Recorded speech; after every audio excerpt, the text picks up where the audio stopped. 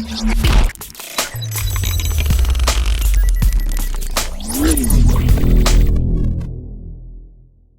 Friends, welcome to tomato creations. ప్రతి ఏటా శని గ్రహం తన నివాసాన్ని వేరొక రాశిలోకి మార్చుకుంటూ ఉంటుందని జ్యోతిష్యాలు చెప్తున్నాయి. ఈ గ్రహం 30 ఏళ్ల కాల పరిమితిలో ఒక్కో జనరాశిలో 2.5 ఏళ్లు ఉంటుంది. తరువాత వేరే రాశిలోకి ప్రవేశిస్తుంది. ప్రస్తుతం వృశ్చిక రాశిలో ఉన్న శని 2017 జనవరి 26న ధనస్సు రాశిలోకి ప్రవేశిస్తుంది. అయితే ఏ ఏ రాశి వారిపై కొత్త సంవత్సరంలో శని ప్రభావం ఎంత ఉంటుందో ఇప్పుడు తెలుసుకుందాం. తులరాశి వీరికి ఏలినాటి శని ప్రభావంతో ఏడాది ప్రారంభంలో కొన్ని ఇబ్బందులు ఎదురైనా చివరికి మంచి జరుగుతుంది. కానీ రాత్రికి రాత్రే అదృష్టాలు జరిగిపోతాయని ఊహించుకోకూడదు.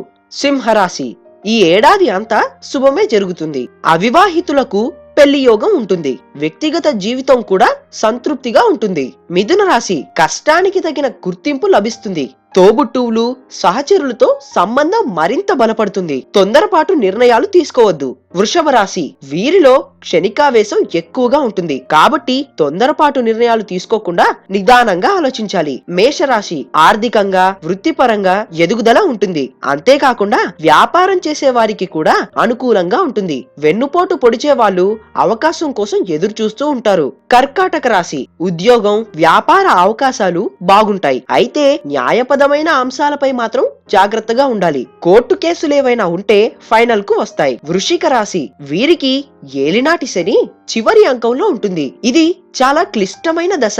సమస్యలను ధైర్యంగా అధిగమించాలి. ఇక నుంచి విజయాల వైపు అడుగులు పడతాయి. ధనస్సు రాశి వీరికి వచ్చే ఏడాది కొద్దిగా క్లిష్టమైనదిగా చెప్పాలి. వృత్తిపరంగా వ్యక్తిగతంగాను కొన్ని సంక్షోభాలు తప్పవు. ఈ రాశి వారికి ఏలినాటి శని మధ్య దశలో ఉంటుంది. కన్య రాశి వృత్తిపరమైన లక్ష్యాలను చేరుకుంటారు.